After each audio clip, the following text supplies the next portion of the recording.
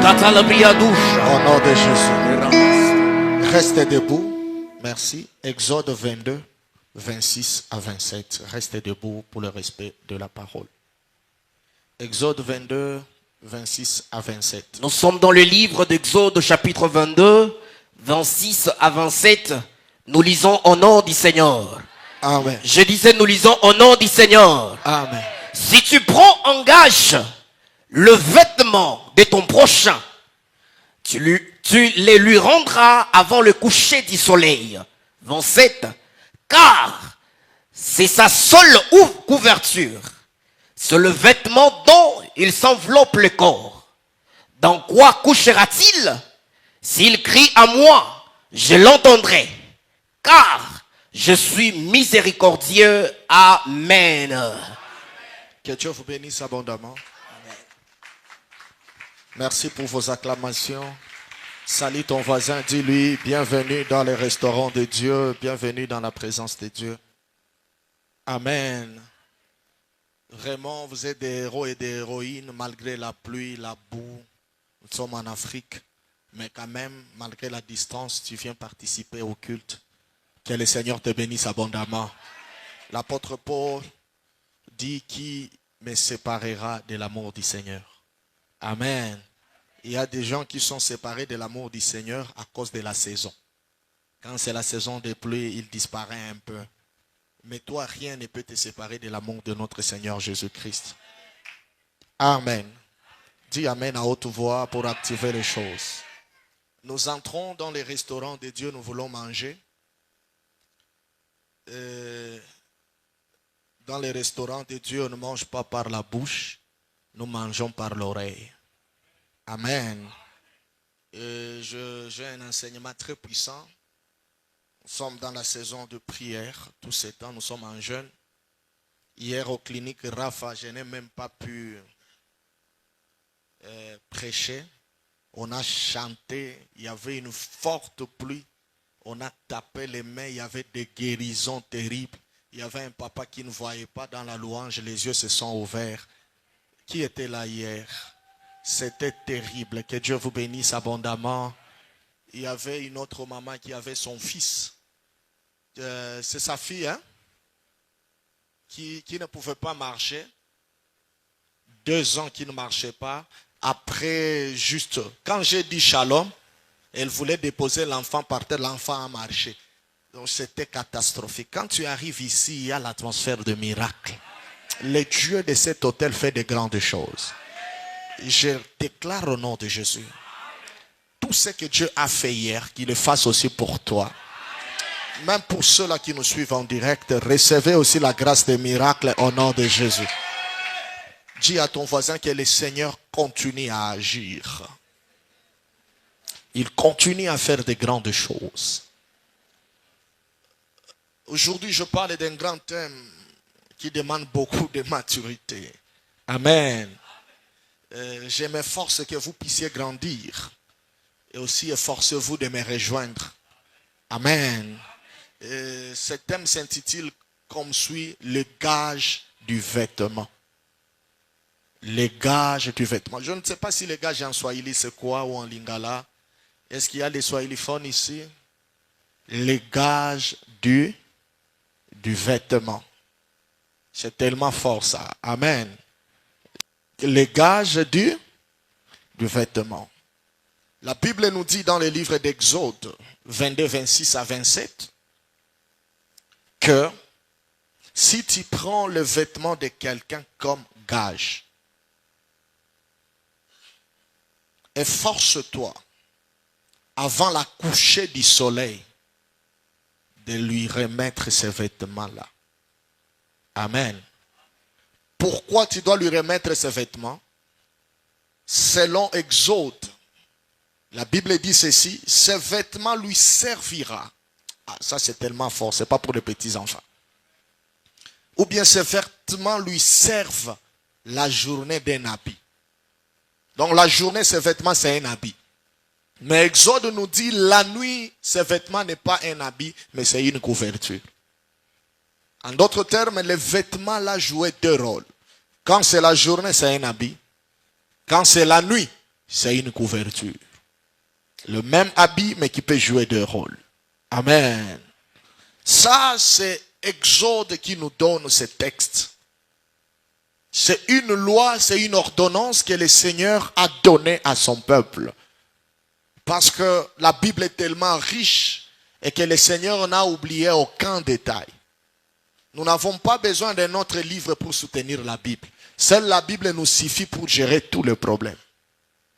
Dans la Bible, il y a la géographie, il y a la biologie, il y a l'anthropologie. La Bible, je peux dire, c'est le cocktail de tous les livres et toutes les réalités scientifiques et spirituelles. Il y a des choses autrefois que la science n'a pas reconnues, mais la Bible reconnaissait avant. Mais après les temps, la science commence à rejoindre la Bible. Amen. Ah, ça c'était aussi vrai. Ah, ça c'était aussi vrai. C'est-à-dire la Bible est incomparable. C'est un livre qui a beaucoup d'avancées et c'est un livre qui est inspiré de Dieu. C'est pourquoi nous la lisons et nous prenons de ces enseignements pour transmettre ça aux enfants de Dieu. À ce temps-là, Dieu a ordonné cette loi. Et comme la Bible s'interprète par elle-même, il y a des points qui se soulèvent. Le premier point qui se soulève, qui est le voisin? Parce que la Bible dit dans Exode 22, 26, que si quelqu'un prend l'habit de son voisin en gage, nous devons savoir qui est le proche voisin. Amen. La deuxième des choses, nous devons savoir qui a pris l'habit. La troisième des choses, nous devons savoir pourquoi il a pris l'habit. Amen. Et la quatrième des choses, quand est-ce qu'il a remis cet habit-là afin que cet habit soit une couverture et soit un habillement, ça dépend du temps. Ce sont les 4 questions qui se soulèvent par rapport à ce test-là. Et gloire soit rendue à notre Dieu parce que le Saint-Esprit nous a donné l'interprétation de ces choses.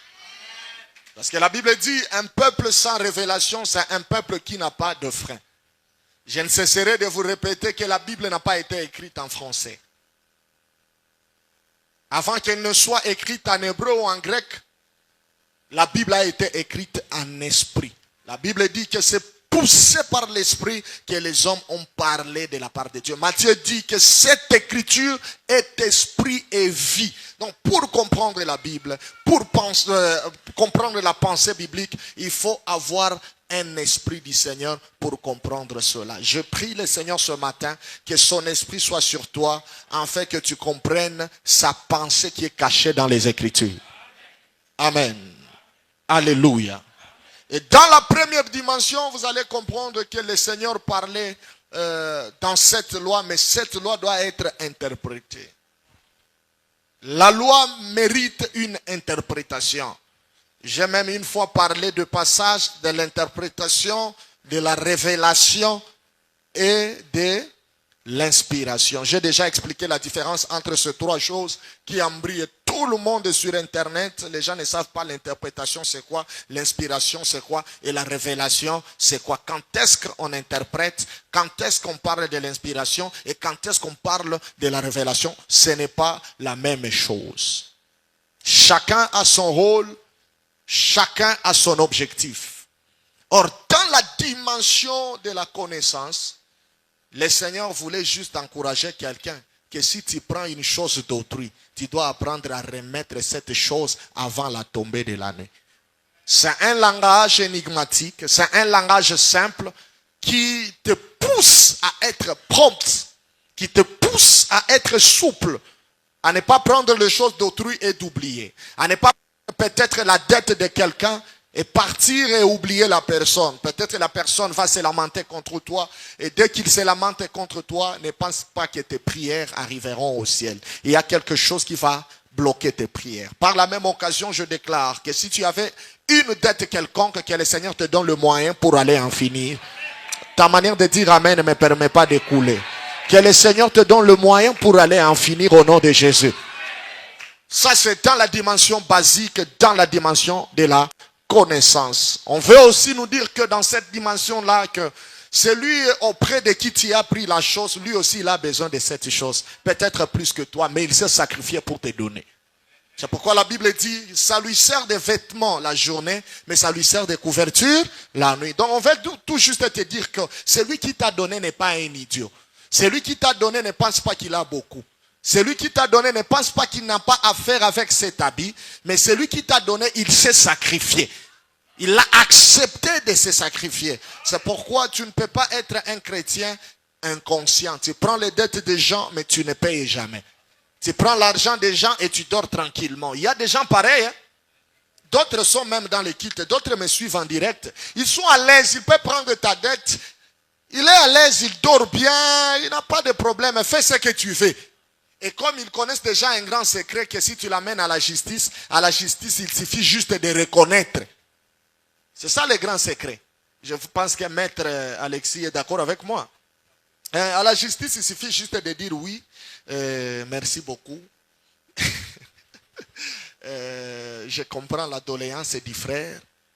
Il n'a pas menti. Non plus, je n'ai pas nié. Je reconnais. Alors, c'est juste des petites perturbations financières. Je vous en supplie de me comprendre. Donnez-moi un délai, donnez-moi une période et je vais en finir avec cette dette. Et ça va bien se passer. Et l'État, que ce soit l'État congolais, que ce soit l'État gabonais ou l'État ivoirien, l'État américain, on va te donner quoi? Une lettre, une échéance, et puis vous allez faire quoi? Vous allez signer et puis tu iras encore où tu es déjà parti au l'État. Alors on va commencer à se bousculer. Il y a un chrétien ici à l'église qui m'avait bousillé beaucoup d'argent. Un escroc, ici. Donne-moi un amen. Ici. Il est venu, il m'a proposé un cop là de beaucoup d'argent. Comme j'aime beaucoup les copes. Il a dit, Daddy, tu me donnes seulement 20 000 à 8 heures. 14 heures, tu as 34 000. J'ai dit quoi? Ça fait 2 ans. C'est-à-dire, regarde d'abord ma voiture. Est-ce que je ressemble à un pauvre? Je regarde ta voiture, je dis, celle-ci ne ressemble pas à une pauvre. C'est-à-dire, toi-même, tu sais l'argent quand même que je te donne. Moi, je ne manque de rien. J'ai dit, cette maman, elle est tellement sérieuse. J'ai dit, maman, je te fais confiance, tu es ma fille, mais tu dois me faire une décharge. Daddy, moi, je n'ai pas de problème avec ça. Comme tu ne me fais pas confiance, nous sommes partis voir maman Rachel. J'ai dit, maman, est-ce que tu peux me donner l'argent? Maman Rachel a douté. Elle a dit, pourquoi? J'ai dit, non, il y a un couple là qui ne risque rien. Moi, j'aime trop des copes. Depuis ce jour-là, j'ai arrêté avec les copes. Si tu as tes copes, ne viens pas avec les copes. Garde ça pour toi-même. Vraiment, garde ça pour toi. Ne viens pas. Je n'aime pas des copes. Je n'aime plus des copes. J'aimais avant. On a écrit là-bas, la maman a signé. Daddy, 14 heures, tu as l'argent. Ils sont partis avec l'argent. Cope, papa. La maman dit, restez au salon. Moi, je pars en chambre et j'appelle ces gens. Ils viennent rapidement. Et ils sont restés au salon avec Benjamin. Ils attendaient les copes. Les gens venaient. Les blancs étaient en route. La maman est passée comme ça avec quelqu'un d'autre. Bon, c'est en chambre, n'est-ce pas? Quand quelqu'un va en chambre, il part où? Mais on ne savait pas qu'en chambre, il y avait une porte de sortie et c'était le départ. Quand il partait, c'est alors que le Seigneur maintenant m'a ouvert les yeux en retard. Il y a des choses qui nous arrivent même si tu es prophète. Dieu permet que tu passes par là pour te piquer. Il ne faut pas aimer des copes. Il faut passer par des choses qui sont un peu bien légales. Travail, n'entre pas dans des copes. Directement, j'ai appelé maman Rachel. Je vois une vision, on nous bouffe l'argent. Maman Rachel me dira que mais elle est en chambre, on nous bouffe comment? Je la suis seulement en chambre, elle le remet à l'instant. Comme tu as vu, on sort dans les copes. Maman entre, elle n'est plus, c'était le départ, c'était fini. On a attrapé la maman après, on l'a amenée à la justice, patati patata. La maman a reconnu. Elle a dit, bon, j'avais écrit que si ça barde, je vais payer, soyez tranquille. Je ne la vois même plus. La maman avait mis même sa parcelle en gage pour dire que Dieu voulait juste nous enseigner, amen, que quand tu prends quelque chose pour quelqu'un, ces larmes peuvent te bloquer. Est-ce que vous me captez très bien? Il y a des gens qui ne sont pas bloqués par la sorcellerie, par les démons, mais ils sont bloqués par les larmes de celui auprès de qui tu avais pris la dette. On t'impose les mains, il n'y a pas les résultats. On t'impose les pieds, il n'y a pas les résultats. Et quand tu as l'argent, tu as tendance à oublier les dettes. C'est pourquoi je t'en supplie au nom de Jésus. Que Dieu te donne une chance d'avoir l'argent afin que tu en finisses. Les larmes d'une personne peuvent bloquer ta bénédiction. Les larmes d'une personne peuvent bloquer ton élévation. Ça peut bloquer même la promesse de Dieu sur ta vie. C'est pourquoi la Bible dit que si tu prends le gage de quelqu'un, Exode 22, ne tarde pas à lui remettre son habit avant la coucher du soleil. Ça, c'est dans la dimension basique, la dimension de la connaissance. Mais dans la dimension révélationnelle, quand tu prends les gages, parce que nous devons nous poser la question, c'est quelle sorte d'habit qui est un habit la journée, mais le soir une couverture. Donc ça, ce n'est pas un habit normal. Il y avait une pensée cachée de notre Seigneur Jésus-Christ derrière cette écriture. Or, je connais un homme qui avait un habit. C'était Adam et Ève. Ils avaient un habit, c'était la gloire de Dieu. Mais lorsqu'ils ont commis les péchés, le Seigneur a pris l'habit en gage. Le Seigneur a récupéré sa gloire. Parce que à chaque désobéissance à la parole de Dieu, il y a une perte dans le monde des esprits. Il n'y a pas de désobéissance sans perte. Tu peux te repentir, le Seigneur va te pardonner, mais sache que tu as perdu quelque chose dans le monde spirituel. Donc quand Adam a commis le péché, le Seigneur a pris son habit. Voilà les gages. Amen. Il est parti avec cet habit-là. Mais je bénis le Seigneur pour une chose, parce que la Bible nous dit dans Psaume 7 que celui qui a creusé le fossé, il tombera lui-même dans ses propres fossés-là. Est-ce que quelqu'un m'a capté très bien? Je peux répéter ça. J'ai dit ceci, celui qui a creusé le trou, il tombera lui-même dans ce trou-là. Ça, c'est Psaume 7 qui nous dit cela. Cette écriture n'est pas basée sur les gens qui font du mal. Cette écriture est multidimensionnelle. Dans la première dimension, celui qui a creusé le fossé, c'était Haman. Le fossé qu'il a creusé, c'était la croix qu'il avait construite pour Mardoché. Mais c'était lui-même qui était mort sur la même croix. Mais dans la deuxième dimension, celui qui a creusé le fossé, il est tombé dans son propre fossé. C'était notre Dieu lui-même. Il a écrit la loi et il devait tomber dans sa propre loi. Est-ce que quelqu'un m'a capté très bien? Il creuse la loi, il creuse le fossé, mais lui-même tombe dans le fossé. C'est pourquoi vous allez comprendre que Dieu a donné la loi dans l'Ancien Testament, c'est un fossé qu'il a troué. Mais dans le Nouveau Testament, Christ qui est Dieu dans la chair a été tué par la même loi à la croix de Golgotha. Donc il est tombé dans son propre piège. Parce que j'enseigne très bien à l'église.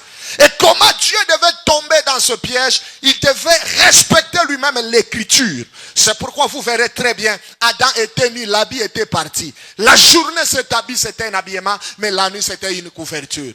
Il a fallu maintenant que celui qui a pris cet habit, avant la tombée de la nuit, qu'il vienne remettre l'habit. C'est pourquoi vous allez constater que le Seigneur apparaît vers le soir, avant la coucher du soleil. Adam, Adam, où es-tu? Il devait remettre l'habit qui était parti en gage. Et une chose qui bénit mon cœur, c'est de voir que Adam avait cherché déjà une solution avant l'arrivée de Dieu. Quand Adam a constaté qu'il est nu, la Bible déclare qu'il est parti se réfugier. Et il a coupé les feuilles de figuier, il s'est couvert. Que le Seigneur bénisse les figuiers. Amen. Le figuier aussi a accepté de donner ses feuilles afin que Adam soit couvert et que sa nudité ne soit pas visible. Malheureusement, la solution du figuier était temporaire. Notez bien, toute solution qui viendra de ton intelligence sera temporaire. Quelqu'un ne m'a pas compris. Parce que quand le soleil va frapper le figuier, vous allez constater que le figuier sera sèche et la nudité sera encore visible. Ne cherchez jamais des solutions partielles. Cherchez des solutions totales. Avec l'homme, il y a des solutions partielles. Avec la famille, il y a des solutions partielles. Avec la société, il y a des solutions partielles. Mais je connais un homme, lorsque lui il descend, lui ne donne pas de solutions partielles. Il donne des solutions totales. Je lève ma main, je déclare, par rapport à ton problème, par rapport à ta situation, que le Seigneur te donne une solution totale au nom de Jésus. Pas une solution partielle. On a couvert La nudité d'Adam par le feuille. Quand tu couvres par le feuille, le soleil va frapper, les feuilles vont tomber et la nudité sera encore visible. Plusieurs fois tu as cherché la solution selon ton intelligence, selon ton idéologie, mais tu as fini par retomber dans le même problème. Pourquoi? Parce que c'était une solution partielle. Mais je bénis le Seigneur pour une chose, parce que quand Dieu était maintenant descendu, Dieu ne descend jamais avec une solution partielle. Il vient toujours avec une solution totale. Il a dit, Adam, Adam, où es-tu? Il a trouvé que Adam était caché dans le figuier. Oh my God. C'est alors maintenant que le Seigneur va récupérer Adam. La Bible dit ceci, ça c'est pas pour les petits enfants. Le Seigneur va déchirer un animal. Notez bien, la Bible ne nous a jamais donné dans Genèse le nom de cet animal. Ah, aujourd'hui, je dois corriger quelque chose. Si vous lisez très bien, la Bible ne nous a jamais parlé dans Genèse que le nom de cet animal c'était un animal. Non, la Bible est restée anonyme. La Bible est restée calme. La Bible nous dit, Seigneur a récupéré un animal. C'est quel animal qu'il a récupéré? Est-ce que c'est un lion? On ne sait pas. Est-ce que c'est un léopard? On ne sait pas. Cet animal-là n'avait pas d'identité dans Genèse. Mais pour comprendre le nom d'animal, il faut aller dans la dimension de la révélation. Quand tu entres dans la révélation, tu vas appeler un témoin. Le témoin que j'appelle rapidement, il s'appelle Proverbe 27, son 6e verset. La Bible déclare ceci, que l'agneau est là pour revêtir l'homme. En d'autres termes, le rôle de l'agneau, c'est de prendre sa peau afin de couvrir la nudité de l'homme. Ah, donc c'est Proverbe qui nous a donné le nom de l'animal, capable de donner sa peau afin de couvrir la nudité de l'homme. Cet animal-là, il s'appelle l'agneau. Parce que c'est seulement l'agneau qui peut donner sa peau afin de couvrir la nudité de l'homme. Est-ce que quelqu'un m'a capté très bien? Est-ce que je peux enseigner à l'église? Donc le rôle de l'agneau, c'est de vêtir, c'est de couvrir, c'est de cacher. Et ce que j'aime avec la peau de l'agneau, quand le soleil frappe, la peau de l'agneau ne va pas sécher et tomber par terre. Mais quand le soleil frappe, la peau de l'agneau deviendra plus dure qu'avant. Est-ce que vous voyez la différence? Pour le feuille de figuier, quand le soleil frappe, ça sèche et ça tombe. Mais pour l'agneau, ça ne tombe pas. Au lieu que ça sèche, au lieu que ça tombe, ça devient plus dur qu'avant. Écoutez, tout ce que Dieu fait est plus efficace que la solution des humains. Oh, ta manière de dire amen ne me permet pas d'écouler. Est-ce que je peux ouvrir le mystère? Amen. C'est-à-dire cet animal-là, c'était Christ lui-même qui s'est présenté dans l'ancienne alliance afin de donner la vie à l'humanité. Mais c'était dans l'ombre. Amen. Je vais fixer quelque chose. La grâce a existé avant la loi. Premièrement, pourquoi? Parce que la grâce, c'est d'abord une personne. C'est le Seigneur Jésus-Christ. Jésus a existé avant le temps. Il est le créateur de toutes choses. C'est-à-dire Christ lui-même, c'est lui la grâce par excellence. C'est pourquoi vous verrez certaines personnes dans l'Ancien Testament, ils ont vécu la grâce au temps de la loi.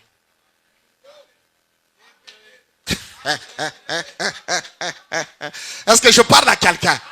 Est-ce que je parle à quelqu'un? Les gens comme les David ont vécu la grâce au temps de la loi. Jusqu'à ce que le Seigneur lui dise, si tu avais besoin d'autres femmes, j'allais t'ajouter. Donc quelqu'un qui vivait la grâce, mais au temps de la loi. C'est-à-dire la grâce a existé avant la loi. Amen. Parce que la grâce est une personne. Mais le temps de la grâce, il y a la différence entre la grâce et le temps de la grâce. Le temps de la grâce ne commence pas par la naissance de notre Seigneur Jésus-Christ. Le temps de la grâce commence lorsque Christ est immolé à la croix. Il est enterré, il est ressuscité et il est positionné à la droite du Père. Là, nous commençons maintenant le temps de la grâce. Donc, faites attention lorsqu'on parle de la grâce c'est une personne, mais le temps de la grâce, c'est le temps que nous sommes en train de traverser. C'est pourquoi Luc nous dira ceci, l'Esprit du Seigneur est sur moi, il m'a oint pour publier une année de grâce. Quand Jésus publie une année de grâce, il nous parle du temps de la grâce. Mais la grâce elle-même a existé avant la loi. Est-ce que je peux descendre? Est-ce que je peux récupérer quelqu'un? Est-ce que tu es là? Je peux offrir quelque chose. Pour comprendre les grands mystères, tu rentres seulement dans le ventre de Tamar. Genèse 38. Tamar avait 2 fils. L'un s'appelait Zéra et l'autre s'appelait Péré. La Bible déclare que le premier a fait sortir la main. Amen. On a pris le fil rouge, on a mis sur sa main. On pensait que celui qui a fait sortir la main, c'est celui qui sortira avant. Mais il s'était étonné de voir, il a fait sortir la main, mais il a encore ramené la main à l'intérieur.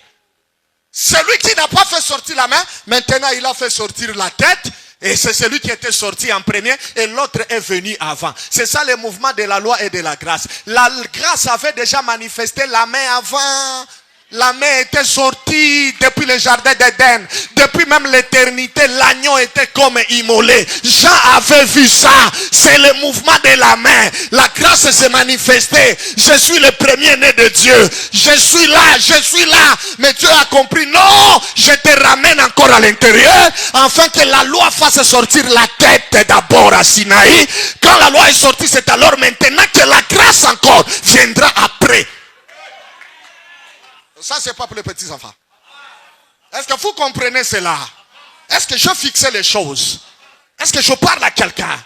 C'est pourquoi vous allez constater, dans les livres de Genèse, il y a l'agneau déjà qui était immolé. On a récupéré sa peau et on a couvert la nudité d'Adam. Je vais ouvrir 2 grandes réalités. La première réalité, quand l'animal accepte de donner sa peau, c'est-à-dire que c'est l'animal qui reste nu à la place de l'homme. Tu es d'accord avec moi? Que le Seigneur te bénisse. Non, toi aussi tu es d'accord, que le Seigneur te bénisse. Je répète encore, quand l'animal accepte de donner sa peau pour couvrir la nudité de l'homme, en d'autres termes, cet animal-là, c'est elle qui restera maintenant nue à la place de l'homme qui était nu. Vous commencez à comprendre, hein? Là c'est la bataille de la nudité. Il n'y a que la deuxième nudité qui peut couvrir la première nudité. Les bébés ne m'ont pas compris, c'est tellement fort. Je répète encore, si l'animal n'accepte pas de perdre son habit, la nudité d'Adam ne sera pas couverte. Donc l'animal doit accepter d'être nu, afin que Adam soit couvert. Mais je vais poser à l'animal la question, est-ce que c'est toi qui as mangé le fruit? L'animal me dira non, je n'ai pas mangé le fruit. Je vais dire à l'animal, est-ce que c'est toi qu'on a interdit? L'animal dit, moi je suis innocent. Je n'ai rien fait de mal. Je circulais seulement dans le jardin. Celui qui a péché, c'est Adam. Celui qui a commis les erreurs, c'est Adam. Celui qui a déplacé, c'est Adam. Celui qui a mangé, c'est Adam et sa femme. Moi, j'étais seulement là-bas. Innocent que j'étais. On m'a récupéré. Je n'ai commis aucun péché. On m'a pris à la place de l'homme. J'aimerais dire à quelqu'un, dans la nouvelle alliance, le véritable Adam, c'est Barabbas. C'est Barabbas qui est le pécheur. C'est Barabbas qui a fait le mal. Mais devant Pilate, Barabbas qui devait être jugé a été écarté. L'animal s'est présenté. L'animal s'est présenté. Quand Pilate a écarté l'animal, il a dit, je ne vois aucune faute. Je ne vois aucune erreur. Il est sans tâche. Mais l'animal est là. Comme il doit mourir afin de donner sa peau pour couvrir la nudité de toute l'humanité, l'animal n'a pas discuté. Il est parti comme la brebis qui partait à l'abattoir. J'aimerais dire à quelqu'un, Jésus a été condamné à ta place. C'est pourquoi cette honte ne te tuera pas. La nudité, c'est aussi la honte. Il y a quelqu'un qui a accepté d'être nu afin que ta nudité soit couverte. Je lève ma main, je déclare et je prophétise. La Bible déclare que jamais la détresse ne paraîtra 2 fois. La honte ne paraîtra pas dans ta vie. L'humiliation ne paraîtra pas dans ta vie. L'échec n'apparaîtra pas dans ta vie. La maladie n'apparaîtra pas dans ta vie. Le rejet n'apparaîtra pas dans ta vie. Le divorce n'apparaîtra pas dans ta vie. L'humiliation n'apparaîtra pas dans ta vie. Il y a un agneau, il y a l'animal qui a accepté de donner sa peau. Il devait remettre l'habit d'Adam. Voilà les gages de l'habit. C'est lorsque Christ nous ramène la gloire perdue, le pouvoir perdu, la grâce perdue, le salut perdu. Est-ce que je peux ouvrir quelque chose? Beaucoup de gens condamnent les soldats romains. Au lieu de tuer Jésus, ils étaient d'abord pressés de prendre son habit. Et ils ont déchiré l'habit en 4 parties. Et chacun devait partir avec sa partie d'habit. J'aimerais dire à quelqu'un, quand l'habit est déchiré, c'est ça l'écriture. L'écriture doit être déchirée dans 4 dimensions.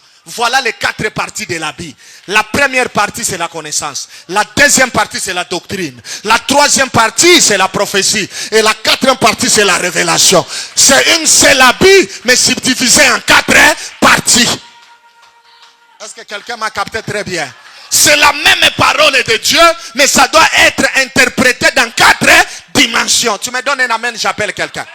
Celui que j'appelle, c'est Genèse 2, son 10e verset. La Bible dit que Moïse a vu, parce que c'est Moïse qui a écrit Genèse, un seul fleuve qui descendait dans le jardin, mais qui avait 4 bras. Ah, c'est pas 4 fleuves, c'est un seul fleuve, mais qui a 4 bras. Est-ce que quelqu'un m'a capté? Le premier bras, c'est la révélation. Le deuxième bras, c'est la connaissance. Le troisième bras, c'est la prophétie. Et le quatrième bras, c'est la doctrine. 1 Corinthiens 14, 5 à 6. Est-ce que je parle à quelqu'un? C'est pourquoi la Bible nous dit, si l'agneau pascal est infirme, si l'agneau pascal n'a pas 4 pattes, cet agneau ne peut pas monter sur l'autel afin d'être sacrifié. C'est-à-dire, pour que l'agneau monte sur l'autel, on doit d'abord le vérifier s'il a 4 pattes. S'il n'a pas 4 pattes, il ne peut pas monter sur l'autel et il n'est pas digne d'expiation. Pourquoi? Parce que c'est un agneau infirme. Or, le véritable agneau, c'est la parole de Dieu. La parole de Dieu doit avoir 4 langages. Voilà les 4 pattes de l'agneau. Quand la parole de Dieu ne respecte pas les 4 langages, cette parole ne doit pas être consommée par les peuples. C'est une parole qui est infirme. C'est pourquoi fouillez toutes les églises où on prêche la connaissance du 1er au 31. Oh, ne compliquons pas les choses. Non, dites à cet homme de Dieu là, va apprendre les 4 langages bibliques. Va apprendre ça, tu ne mourras pas. Tu as la grâce, mais il te manque encore des choses. Que le Seigneur bénisse sa parole.